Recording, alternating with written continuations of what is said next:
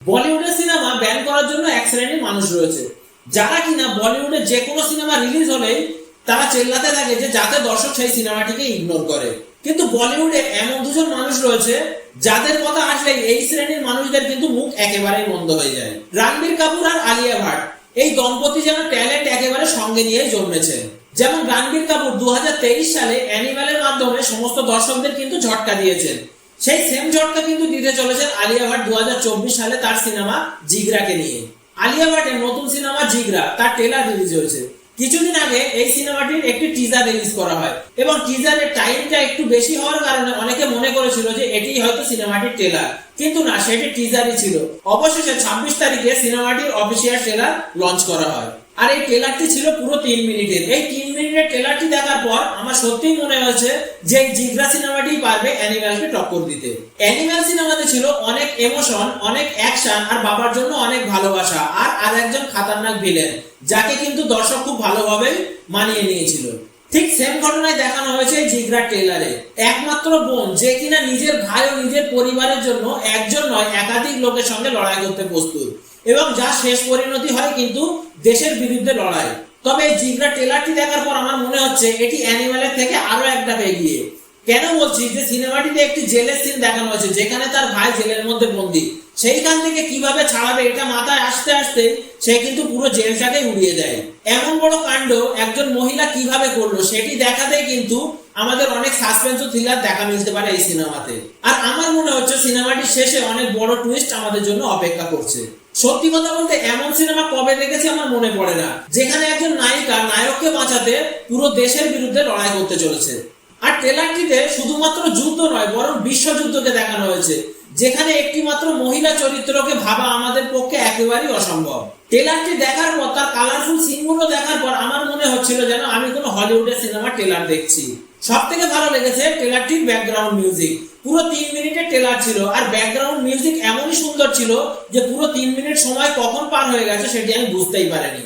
তবে একটা জিনিস বলি, সিনেমাটির টিজার আর ট্রেলার দেখার পর সিনেমাটির ঘটনা কিন্তু 90% দর্শক বুঝেই গেছে আর এই ঘটনা বুঝে যাওয়ার কারণে কিন্তু এই সিনেমাটির প্রতি হাইপ অনেক বেড়ে গেছে। আমার তো এমনও ডাউট হচ্ছে যে এই 7 মিনিটের টিজার আর ট্রেলার দেখার পর অবশেষে এমন কোনো কিছু ঘটবে না তো যার জন্য আমরা মোটেও প্রস্তুত নয়। তবে পরিচালক খুবই বুদ্ধি করে ট্রেলারটিকে লঞ্চ করেছেন। আমার মনে হয় শেষে তিনি এমন কিছু দৃশ্য রেখেছেন যাতে আমরা সত্যিই চমকে যাব। সিনেমাটির কাহিনী সহজ সরল হলেও মনে রাখতে হবে সিনেমাটির নাম কিন্তু জিগরা। কিছু না কিছু তো এই সিনেমার মধ্যে লুকিয়ে আছেই। একটি মেয়ের মধ্যে এমন সাহস চলে এলো যে কিনা তার ভাইয়ের জন্য বিদেশে গিয়ে সেই বিদেশের জেল পর্যন্ত উড়িয়ে দিল। সিনেমাটির কাহিনী নয় বরং এই সিনেমাটির কাহিনীকে দেখানোর তালিকাটি হবে এই সিনেমাটির আসল হিরো, যেখানে অ্যাকশনের সঙ্গে আমরা অনেক ইমোশনও দেখতে পাবো। এই সিনেমাটির যে প্রোডাকশন হাউস, সেই প্রোডাকশন হাউসের আরেকটি সিনেমা কিল, যেটি কিছুদিন আগেই রিলিজ হয়েছে, সেই কিল সিনেমাটি তো আপনারা দেখেছেন। সিনেমাটির কাহিনী ছিল কিন্তু একদমই সিম্পল। সিনেমাটিতে না ছিল কোনো বাইরের দেশে শুটিং, না ছিল কোনো বড় অভিনেতা। পুরো সিনেমাটি ছিল কিন্তু একটি ট্রেনের মধ্যে শুটিং এবং যেটি ছিল একটি রাত্রেরই ঘটনা। মাত্র 2 থেকে 3টে লিড রোলের অভিনেতা যারাই কিন্তু চালিয়ে নিয়ে গেছিলেন পুরো সিনেমাটিকে প্রথম থেকে একদম শেষ পর্যন্ত। আর দর্শকদেরও কিন্তু সিনেমা হলে সিট থেকে একদমই উঠতে দেননি তারা, এমনই দৃশ্য রেখেছিল এই সিনেমাতে।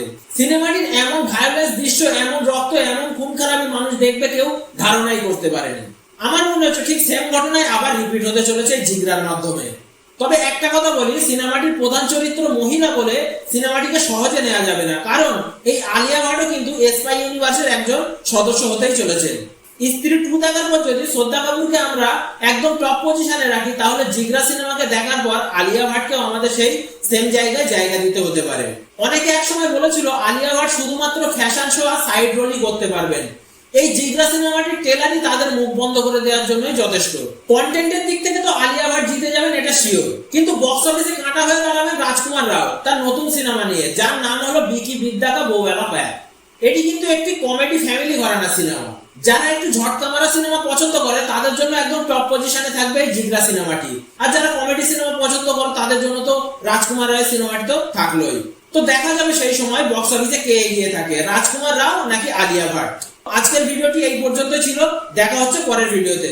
ভিডিওটিতে যদি কিছু ভালো লেগে থাকে বা আমাকে যদি কোনো প্রশ্ন করার থাকে তাহলে আমাকে কমেন্ট করতেই পারো। ধন্যবাদ।